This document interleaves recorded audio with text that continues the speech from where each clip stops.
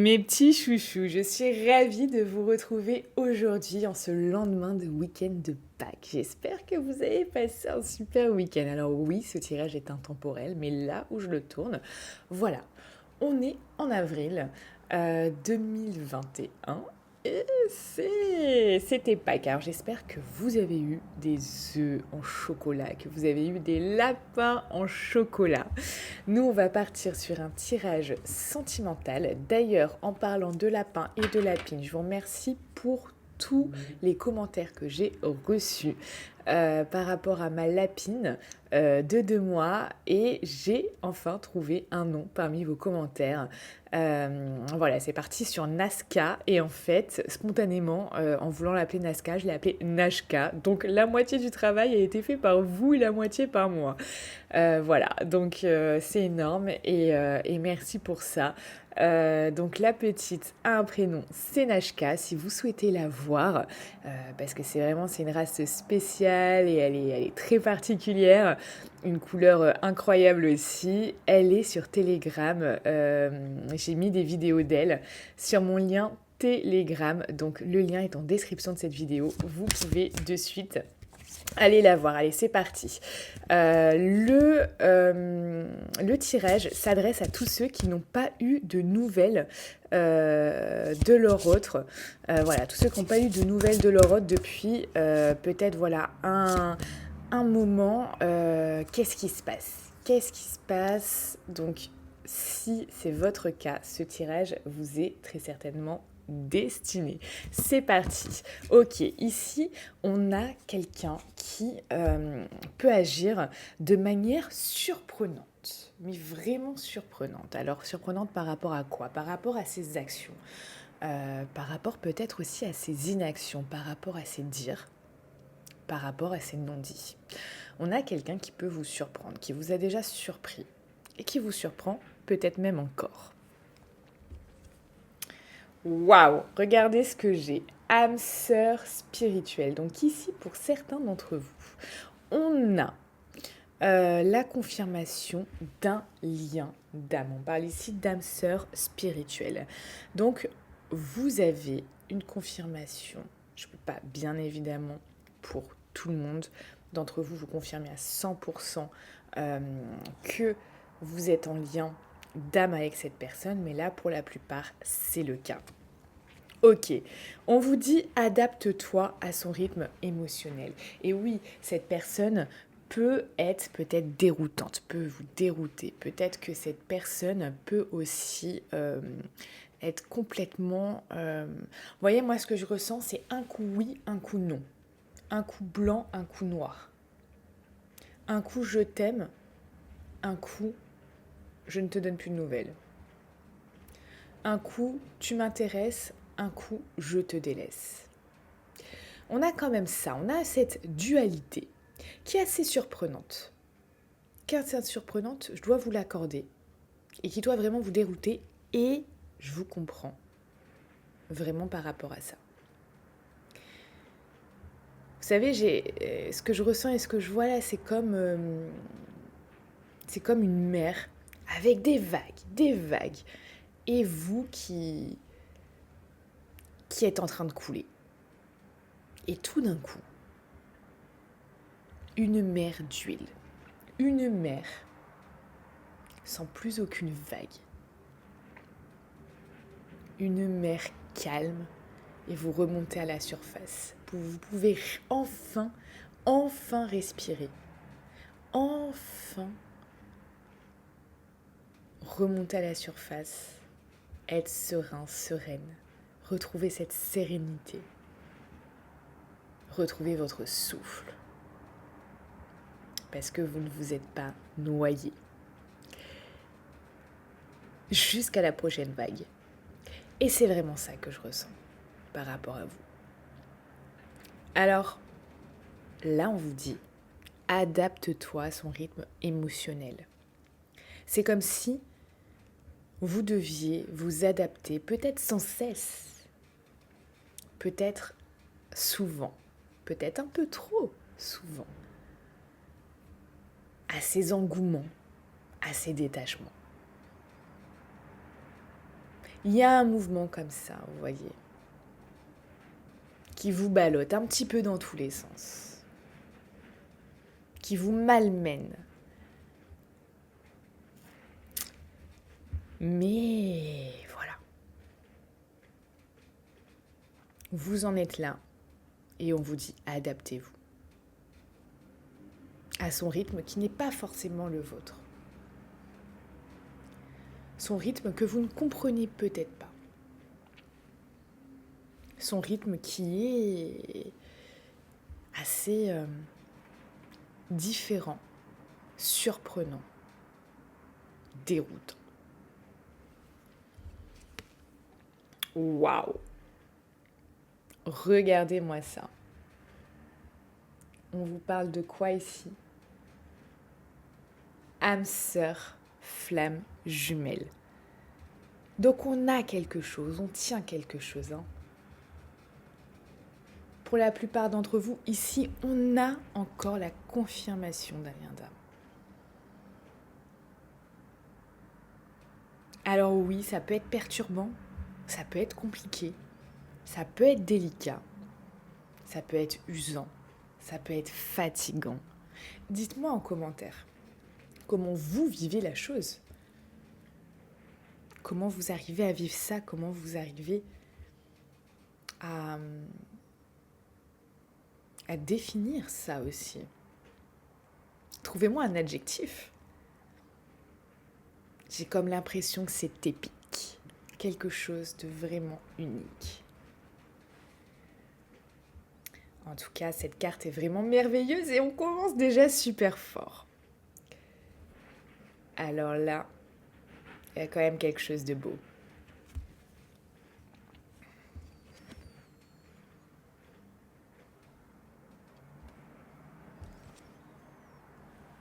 Ok.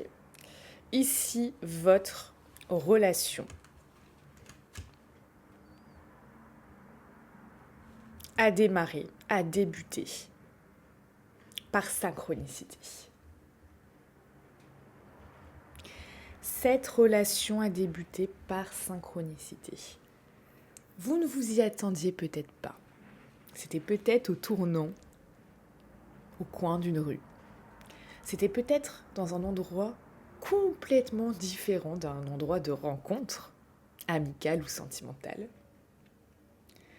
C'était peut-être quelque chose auquel vous n'y croyez plus, auquel c'était inattendu. Pour moi, c'était une rencontre vraiment inattendue, mais par synchronicité.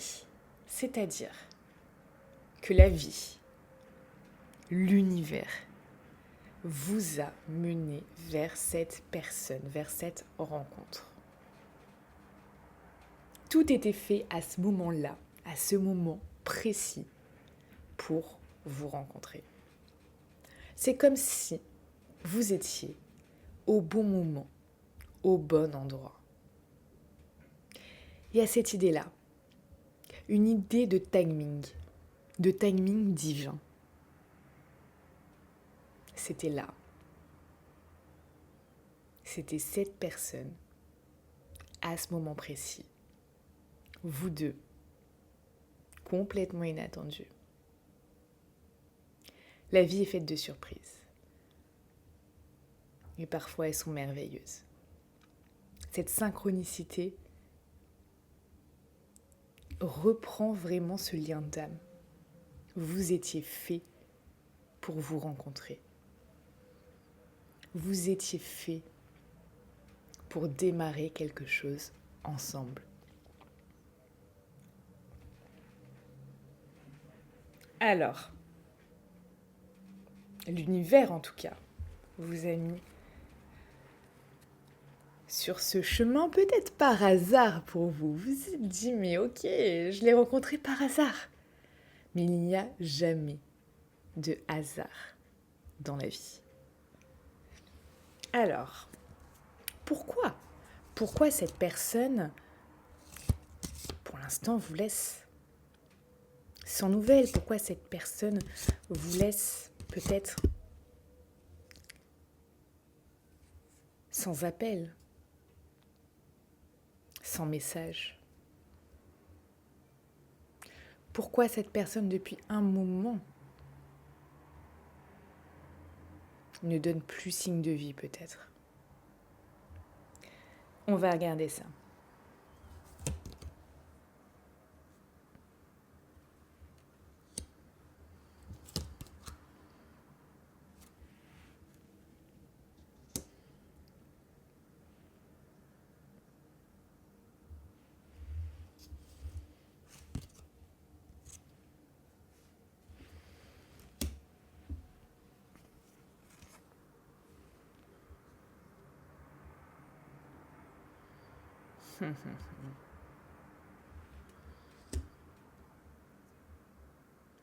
Là, on a déjà quelque chose.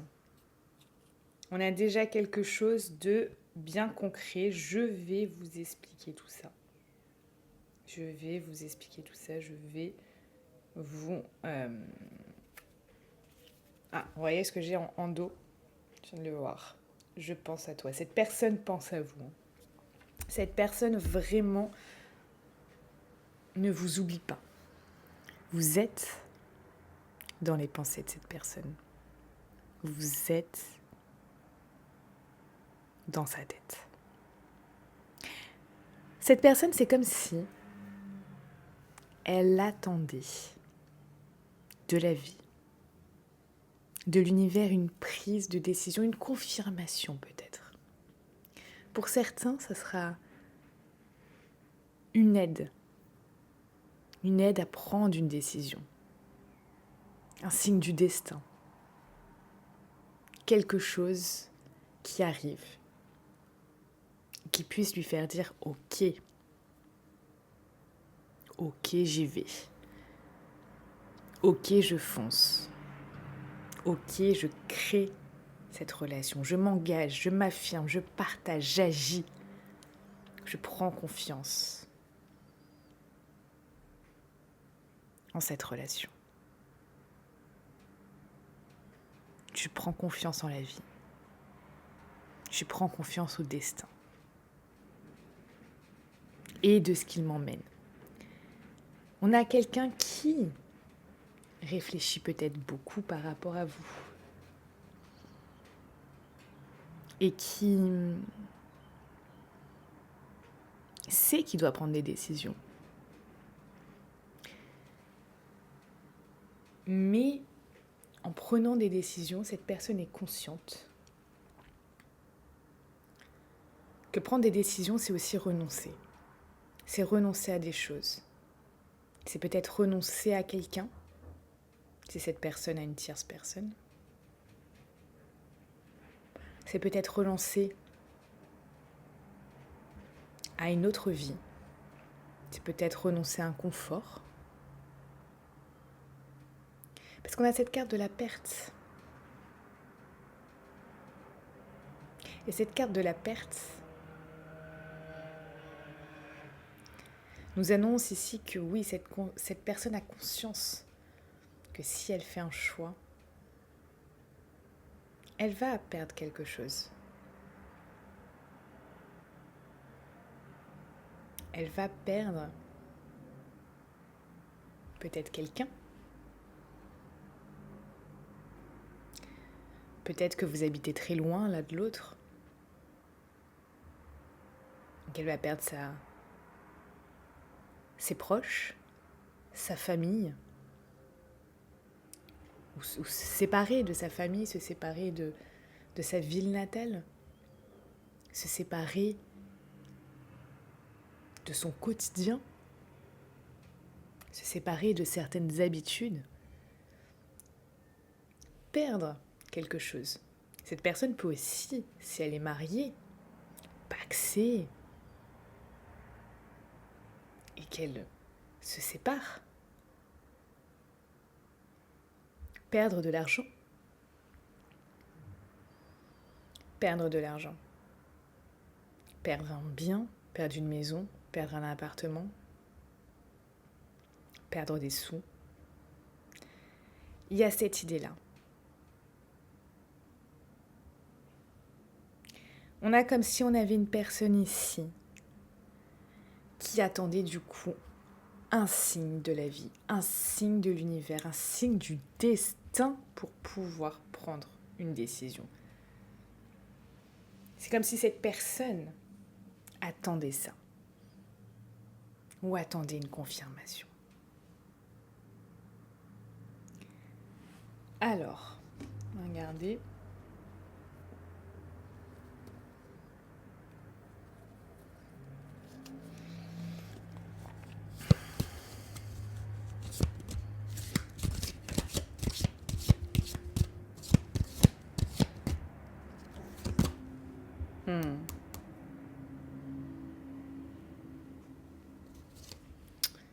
Vous voyez, on a l'argent. L'argent qui est tout de même au programme ici. L'argent qui fait se poser beaucoup de questions à cette personne. Cette personne a peut-être peur de perdre de l'argent, a peut-être peur de perdre beaucoup de choses matérielles. Et c'est pour ça qu'elle attend. Qu'elle attend que quelqu'un l'aide à prendre cette décision. Que quelqu'un l'aide à voyager à la séparation. À se dire ok, tu peux te séparer de ça. Cette personne a peut-être peur aussi de ne pas pouvoir reconstruire sa vie. Cette personne se dit peut-être, ok, si je perds ça, si je perds tout, si je recommence à zéro, est-ce que j'arriverai encore à gagner de l'argent ? Est-ce que j'arriverai à éponger tout ça, toutes ces pertes ? Est-ce que j'arriverai à pouvoir reconstruire quelque chose ? Il y a peut-être cette notion d'une estime de soi, d'une question de sa valeur en soi par rapport à cette personne, où elle se dit peut-être, je ne sais pas si je serai capable de pouvoir reconstruire tout ce que j'ai déjà. Je reprends, ça a coupé. Cette personne se pose peut-être la question de voilà, qu'est-ce qui fait que j'arriverai à reconstruire tout ça ? Il y a une question de peut-être de peur de ne pas arriver à regagner ce qu'elle a gagné avant. Mais dites-moi en commentaire en quoi excelle cette personne. Est-ce que cette personne a un don particulier ? Peut-être qu'elle n'exploite pas du tout à ce jour, en fait. En quoi cette personne est meilleure que les autres dans quelque chose ? Car c'est bien grâce à ça que cette personne pourra vraiment arriver à gagner sa vie. Alors, c'est comme si cette personne attendait qu'on la pousse à prendre une décision, qu'on la pousse à vraiment pouvoir se jeter dans le grand bain. J'ai ça qui vient. Et elle attend. Il